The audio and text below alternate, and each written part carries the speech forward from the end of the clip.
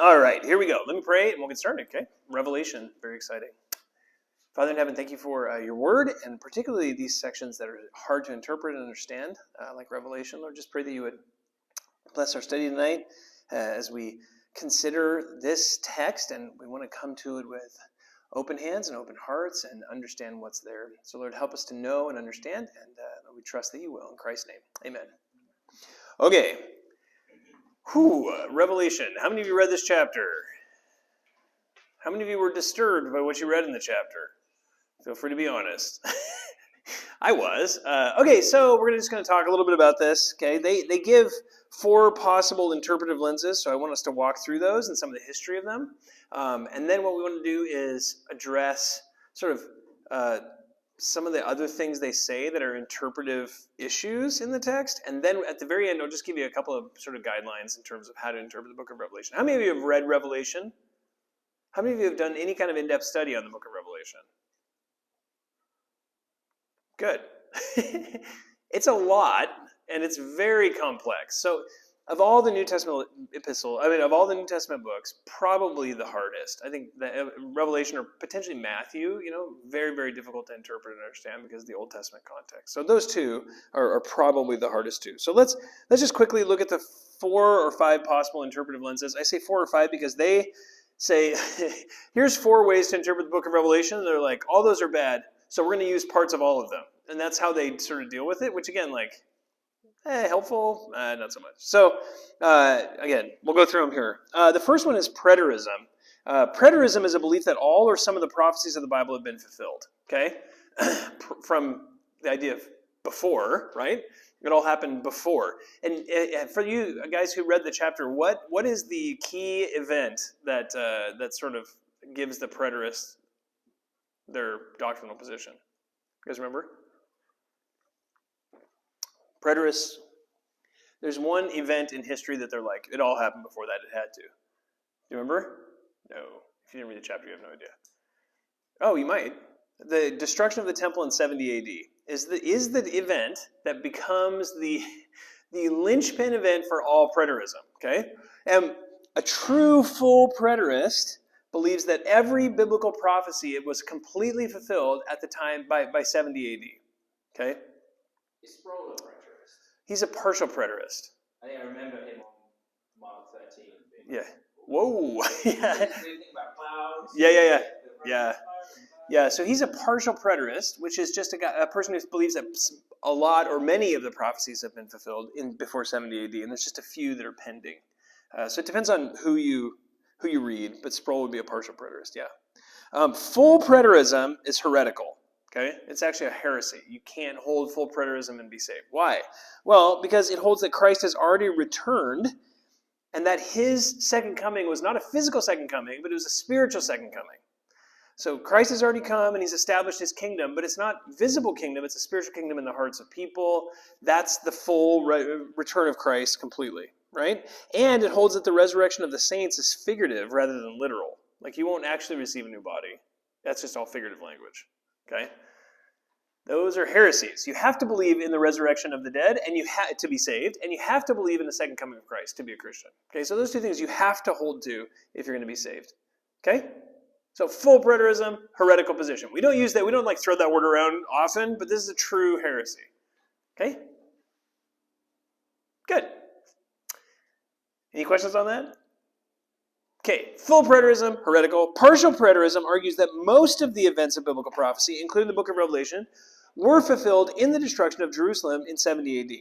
Okay, this position is not heretical. Why? Because they still hold to a bodily resurrection and the second coming of Christ. Okay, so this is effectively what we would call amillennialism, right? So no millennium, nothing. We're in this period of time that's the church age. A time is coming when Christ will come back. He'll judge the world in righteousness, and we'll begin the eternal state. That's it, right? None of that, all of that other eschatological stuff that we've studied, the tribulation and the rapture, all that stuff, not in the Bible. Amillennialism just teaches that there's a cutoff time when Christ will come and he'll destroy the world or kill all the unbelievers in the world, and we'll enter into the eternal state. Okay? Yes? Why do you think people come to the view of amillennialism? In a sense, is there kind of... I remember chatting to a guy who left the church Yeah. a couple of years ago, and having a chat with him, and it was almost, not that I really understand, I have Yeah. a very loosely held position in eschatology. Sure. Most of like lab stuff. Yeah, totally. But for him, it was his whole hermeneutics was based on Christ came and fulfilled everything. Right. And he didn't have a strong argument for why that was. He Yeah. just said that's how he used the Bible. Yeah. I didn't know whether that's like a general thing or That's real common. Yeah. Okay. Most people were amillennial. Most Catholics were amillennial during the Dark Ages. They didn't believe in a millennial reign of Christ in any way. And the reason for that is because part of, like, the way that Catholicism works is if they're the new people of God, right? That's the only way it works, which is why they have like an altar and priests and a new sacrifice and all the things that, so what they're doing is effectively recreating the Old Testament priesthood around Christ, which allows for doctrinal positions that are very squishy, right? like a works-based righteousness, which is what's going on there. So that position was more or less ubiquitous in Catholicism. When you have the Reformation, you have a restoration of justification by faith alone. But in the restoration of justification by faith alone, there's the seeds of a new way of reading the Bible, which, like guys like Luther and Calvin and the early reformers weren't even beginning to consider. They were just trying not to die and like talk about justification by faith alone. The next generation of people is when you start getting people who are saying, hey, there's stuff here that we don't understand. And when we really study it, we're looking in the future and we're seeing things that are happening that are different than that. But the history of the church has already been written. So the Puritans are holding on to that sort of reform position. And that reform position is amillennial. Which is actually just borrowed from Catholicism. So the Puritans are holding on to this thing that's actually like a loaner from Catholicism, and they're saying like, we're going to keep this here. Same with infant baptism. That's totally a loaner from Catholicism. Like Luther said that. So you have those kinds of things happening where they're just borrowing. They're just trying to keep the church intact, but just move over here and say, well, we just need to be justified by faith alone. So that's where that stuff's coming from. I would say, which then, when you come to the scriptures, you have to make those texts mean that. So how do you get like a description of the temple that last 8 chapters in Ezekiel to not actually occur? Well, the only thing you can do is say, well, where else do we see the word temple? Jesus says he's the temple. Therefore, this must be Jesus, even though it's like descriptions of a building. So that's where that's taking place. Is like the writings of early church fathers, would they have a position on? Yeah. So if you read, we're actually going to cover that. Okay. Yeah, because it's actually helpful to think through that a little bit. And we'll come to it in just a minute, because it's very helpful. There's a really good book, which I intended to bring and forgot and left at the office, because I always do this. There's a book called Dispensational Hermeneutics by the guy's name's blanking. I'm blanking on it right now.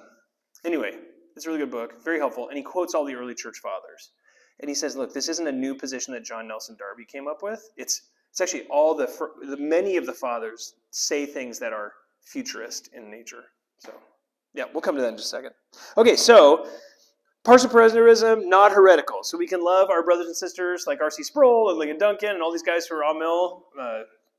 Many of them are Amil. Okay.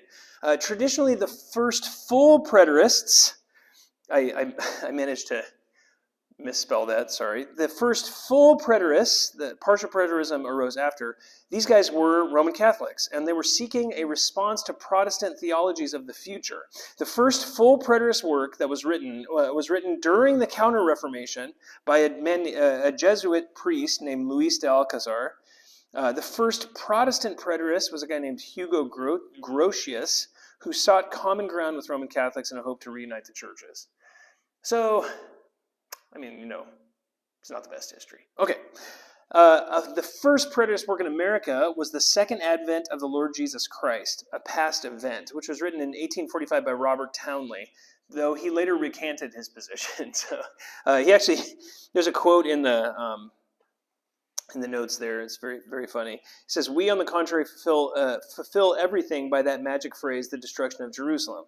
But can we really and seriously refer these passages, which I have quoted from Paul, to the destruction of Jerusalem? Can we truly say that the rejection of the Jews and the calling of the Gentiles, let that mean what it may, exhausted all their meaning? The meaning which was thought in Paul's mind when he wrote them? I must confess, I cannot.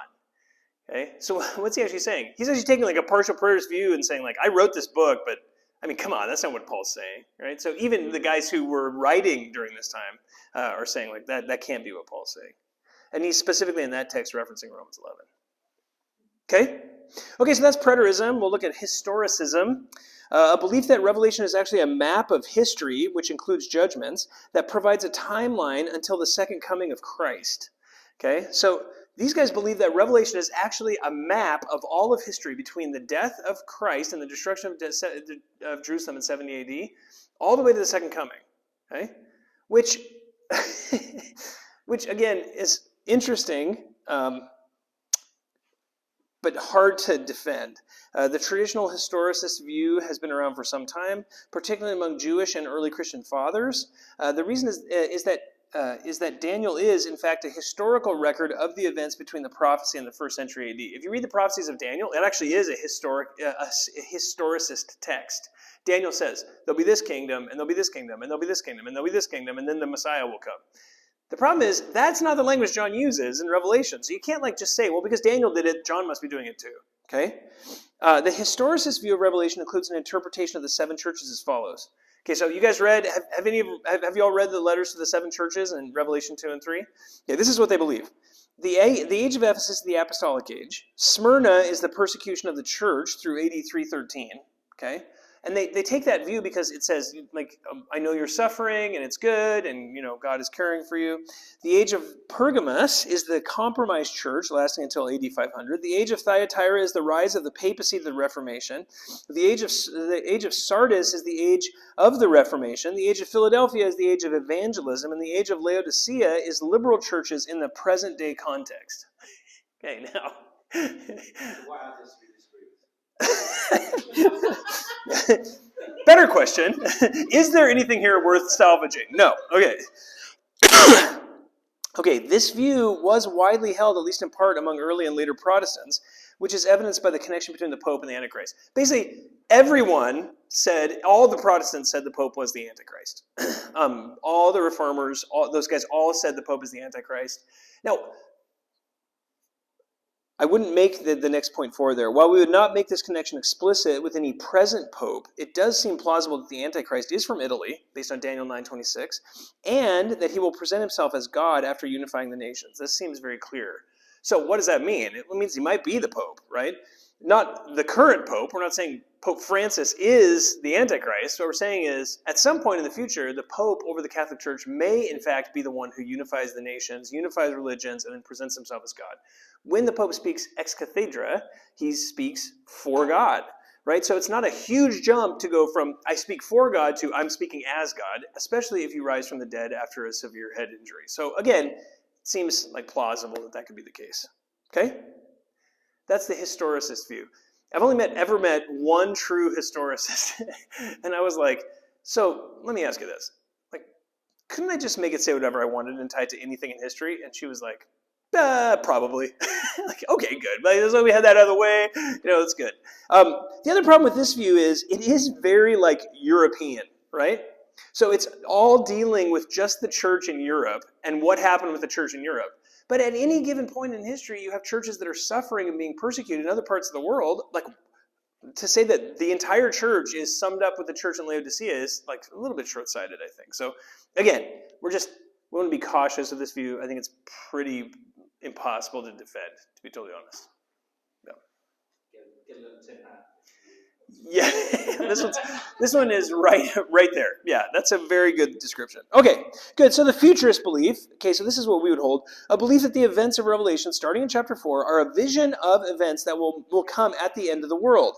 Most Protestants are futurists to one degree or another, right? Some would argue that the only future events in Revelation are chapters 21 and 22, which is a form of amillennialism. So what does that tell you? Amillennialism is partial preterism and futurism combined together. It depends on where already draw the line in the book of Revelation. They would draw the line at essentially chapter 21.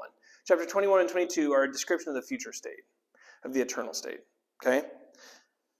Others would argue that the language of chapters 6 through 22 is all future-looking and should therefore be taken as future prophetic, right? Any premillennial position of varying stripes would take that view. And then it just depends on how you interpret those. Okay? Does that make sense? Okay. Others argue that the millennium is occurring now, during the church age, as Christ is ruling in the hearts of his people. This reign will come to an end when the church has covered the whole earth. Okay? And that's postmillennialism. Those guys are fun. Okay? So a post-mill guy would say that this is currently the millennium that we're in right now. But it's the millennium spiritually in the heart, right? And the future portion of Revelation is only chapters 21 and 22. Okay? So this is another form, actually, of like, it's sort of a mix between partial preterism and futurism together. Okay? Is that not to... is that... I kind of talk to some people, and they have like a view that if only America could get back to... Get back in the a little bit. Is there a little bit of that in there? Where for sure. Salvation through the nation? Yeah, for sure. And that's where, like, you hear people quote, like, what's the 2 Chronicles passage? If my people will humble themselves and pray, I will draw near to them, and I will restore their fortunes, which is, in its context, is about Israel. Like, it's not about America. But people take that view, and there's sort of this thought, like, if we come back again to the roots and the foundations of Christianity, we can reestablish America as this city on a hill, this shining light that will then convert the world. And, that's really what the, like, First Great Awakening guys believed. So, again, hugely problematic in all sorts of ways. He's not. It's hugely problematic in all sorts of ways. Why? Well, there's tons of reasons, right? Number one, there's like it just does not map at all onto what we experience in real life. Now, my brother-in-law is actually a post-mill guy, and I was like, really? He goes, yeah. And I said, do things like World War I and World War II throw a wrench into that? And he was like, I'm post-mill by biblical conviction, not by newspaper headlines. I was like, okay, well, like, take away the newspaper headlines, just the decline and fall of the Christian church in the world should give you some, like, points of pain. I mean, if this is just the increased spreading of the gospel into the world, I would say, like, it should eventually do that, but it seems like it's collapsing on itself. Like, Christianity is effectively collapsing in on itself. So the Christian era, I would say, is over, more or less. So again, you have this. I mean, he would say, yeah, you're just reading the newspaper headlines. Give it another 1,000 years, it'll all come back again. Then the kingdom will expand and Christ will come back. So, again, like, depends on who you listen to. But textually, I don't think there's any text that would tell us this explicitly. The texts that are used for this are the mustard seed. Remember the parable of the mustard seed? It's the smallest of the seeds, but when it's planted, it grows into a giant tree, and all the birds come and nest under it. Which again, like you're basing your entire, I mean, it's nothing personal, I don't mean to laugh at them, but I mean, it's like you're basing your entire eschatology on a parable that is widely misunderstood, right? So, like, those kinds of things are really hard to base huge theologies on. There's some smart guys that hold this view. Again, I get real reticent, like, the way that they would hermeneutically deal with some of these passages. So, yeah. Okay, next position is the idealist position. This position holds that Revelation is not historical in any way, but rather is a substantial metaphor depicting the great struggle between good and evil.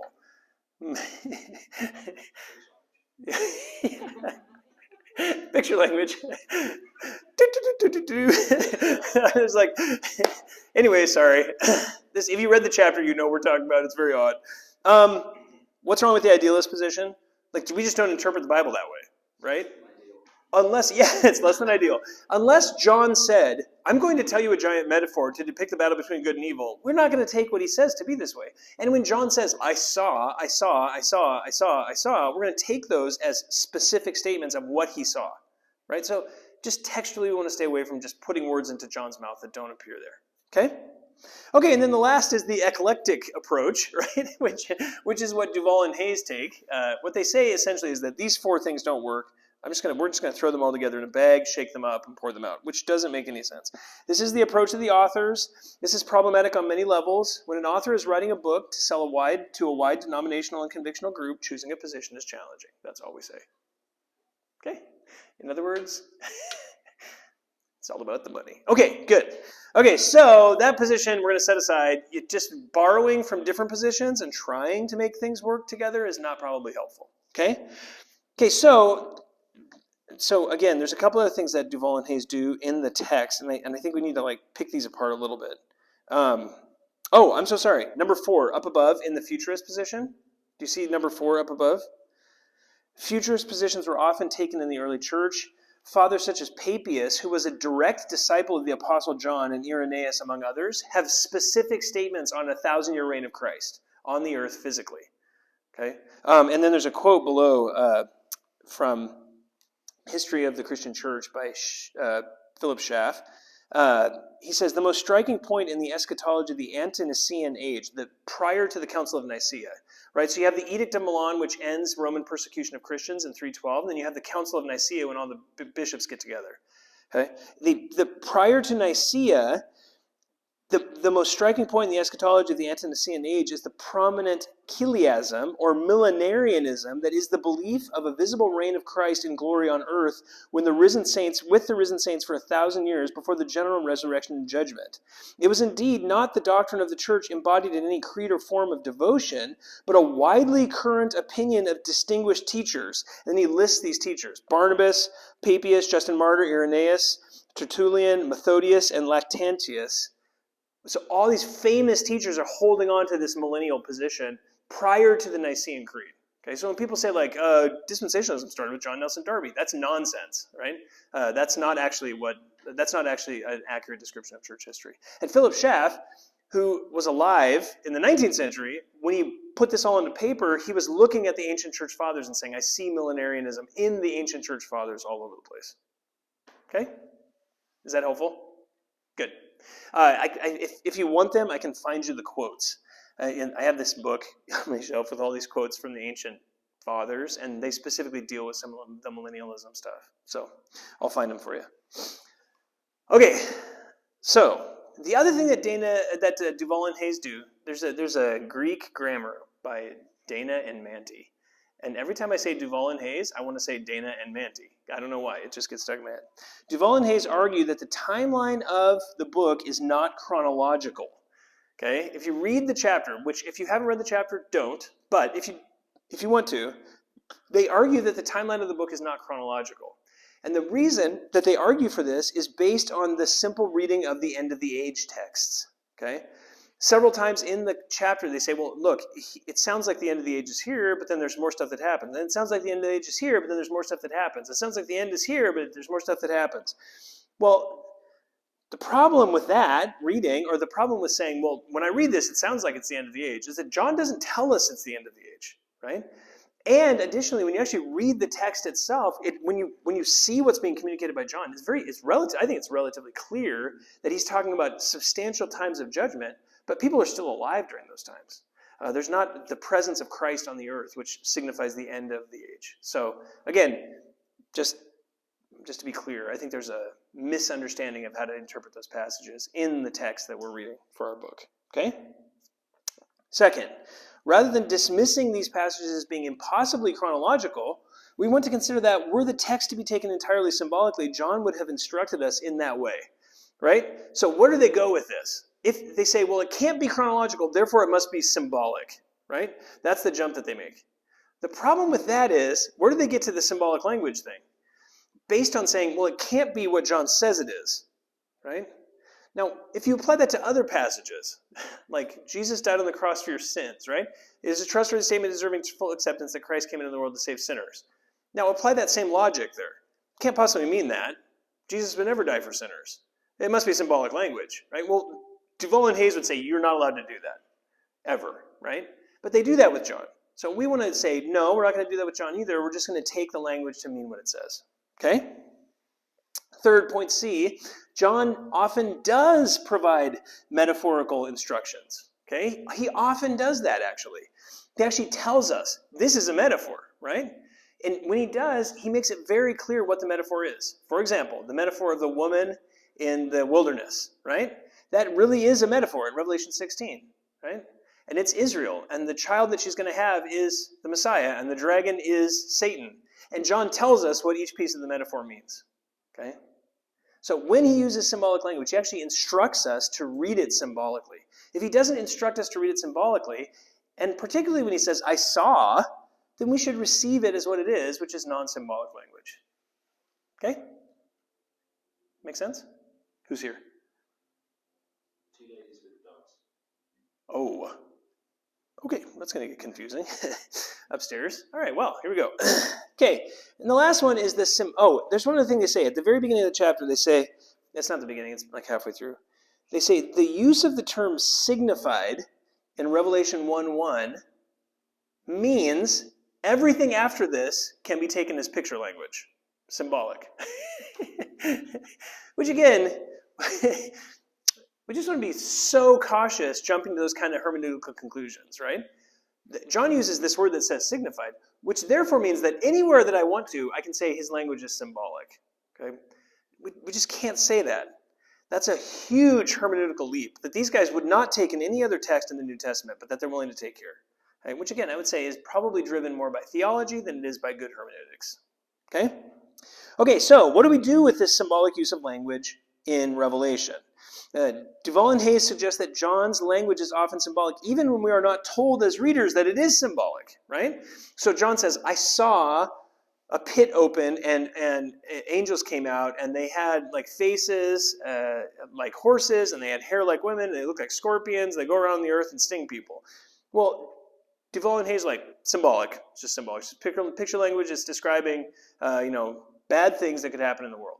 Well, we don't want to say that. If John says, I saw that, he's seeing visions. If those visions have a different meaning, then John needs to tell us that those visions have a different meaning. If he doesn't, then we're going to take them as meaning what they say they mean. Okay? Okay, good. One of the interpretive grids they offer is that because the genre is apocalyptic. Have you guys heard that language, apocalyptic? Okay. Because the genre is apocalyptic, this allows the reader to reject the literal nature of any picture language in the text. Again, we want to be real cautious. What is picture language? Right? And they would say anything that doesn't sound the way that we would expect it to sound is picture language. There's no clear definition of what that means. Okay? So again, unless the author tells us, then we want to read it as though we were present and receiving it from John himself. Okay? So we would be cautious of making those kinds of assumptions.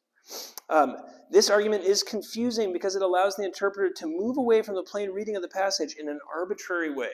At any point, you can arbitrarily say, oh, picture language, I'm done, I'm out. This is all just symbolic and metaphorical, and I don't want to read it anymore, and just make it mean whatever you want. Again, want to be very cautious to do that. Okay? Point C, further, the authors argue that the use of the word signifying 1:1 allows for a more open interpretation of language that even seems symbolic. Sorry, I put that in there twice. Point D, the Old Testament does offer interpretive helps in language, right? However, now this is very important. Duval and Hayes say, if you find a similar metaphor in the Old Testament, that means it's being used in Revelation as well. Okay?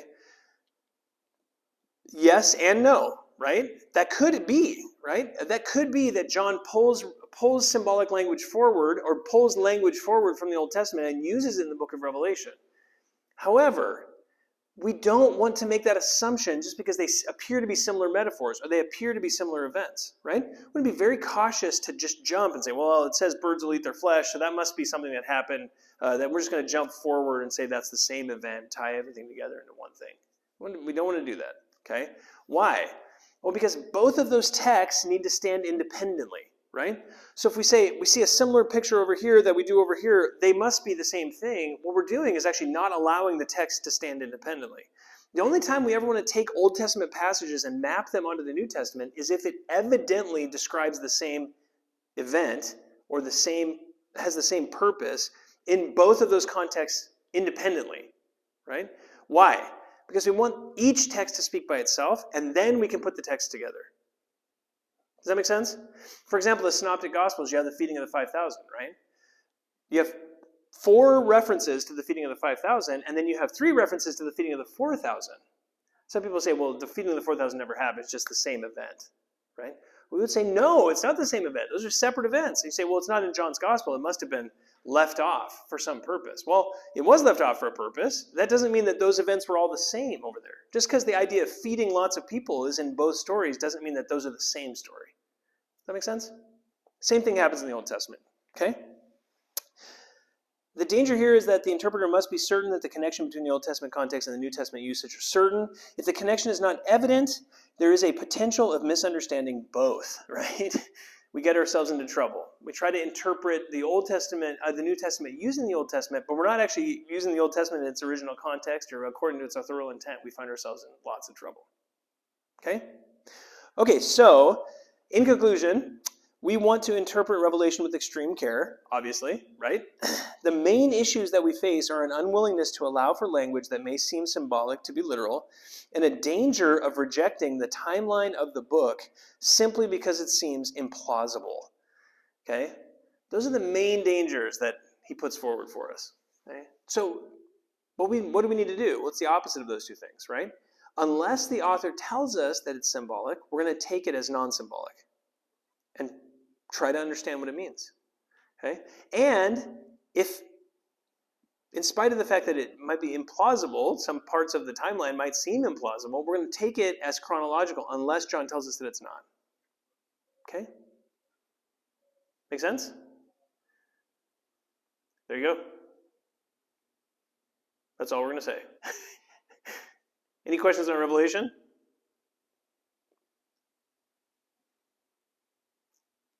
So what do? We take a futurist view, right? We're premillennial. However, I would argue we're premillennial not on the basis simply of our eschatological convictions. We're premillennial on the basis of interpreting each of these passages independently. Okay? I'll give you an example. Look at Revelation 20. I didn't put this in the notes, but I think we should talk about it really quickly.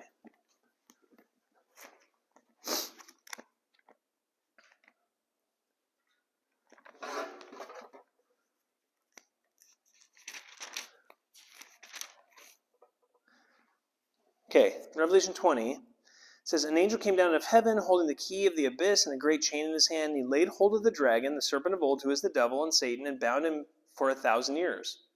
Okay, so he binds Satan for 1,000 years. He threw him into the abyss and shut it and sealed it over him so that he would not deceive the nations any longer until the 1,000 years were completed. After these things, he must be released for a short time. What gets repeated twice there? 1,000 years, right? Now, you could say, well, I mean, really 1,000 years? But John doesn't give us the freedom to do that in that passage. He tells us exactly what's happening, right? I saw these events 1,000 years. So we're going to take that as meaning that unless John tells us, no, that's not what that means, right? So then verse 4, I saw thrones, and they sat on them, and judgment was given to them. And I saw the souls of those who had been beheaded because of their testimony of Jesus and because of the word of God, and those who had not worshipped the beast or his image, and had not received the mark on their forehead and on their hand. And they came to life and reigned with Christ for 1,000 years. Okay? Repetition again. They came to life, reigned with Christ. Okay? So they've been killed during the tribulation. These are people who are killed during the tribulation, not saints in the present, right? We've already been resurrected. But people who didn't worship the beast, who didn't take the mark of the beast on their forehead, and they came to life and reigned with Christ for 1,000 years. Again, we would accept that as being plainly the meaning of the passage. Okay? Verse 5, the rest of the dead did not come to life until the 1,000 years were completed. This is the first resurrection. So again, he's talking about orthodox positions about resurrection, and he's giving us specific timelines for those things taking place. If he's doing that, we should accept that for what it is. Okay? We would just say that that's the best means of interpreting this text. Okay? Make sense? And then, verse 7, when the 1,000 years are completed, Satan will be released from his prison. He will come out to deceive the nations which are on the four corners of the earth, Gog and Magog, to gather them together for war. The number of them is like the sand of the seashore. Okay? So what happens? Well, he's chained for 1,000 years, and then he's released again to deceive the nations. All of which we would say, okay, that we should accept that as the plain reading of those passages and just receive it for what it means. Does that make sense? Good. That's just an example. Okay? Yes, ma'am. You don't have to answer this. I think that No, ask it. Or yeah. Pre-trib theological viewpoint from a literal reading of Revelation, because I was struggling with that this week. Yeah. I was like, how do you get that from a literal interpretation of Revelation? Okay, so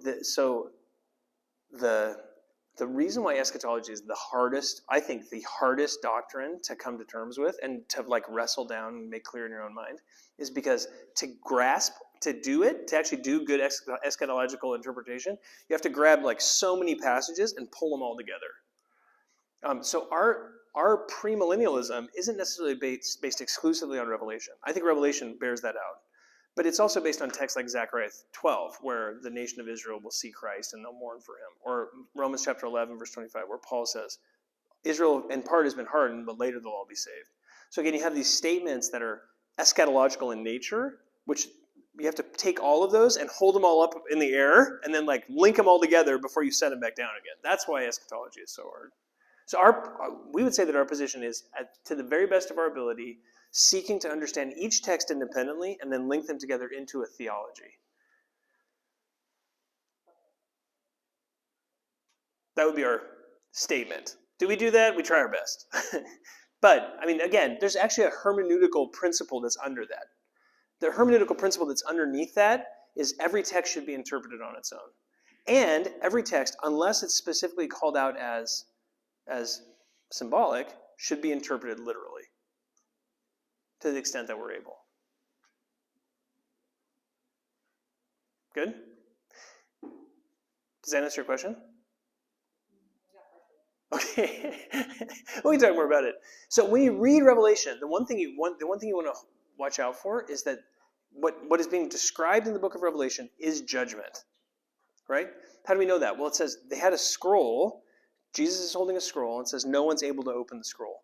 But when he opens the scroll, the seals of the scroll are the judgments, right? So what he's actually describing there is all the tribulation.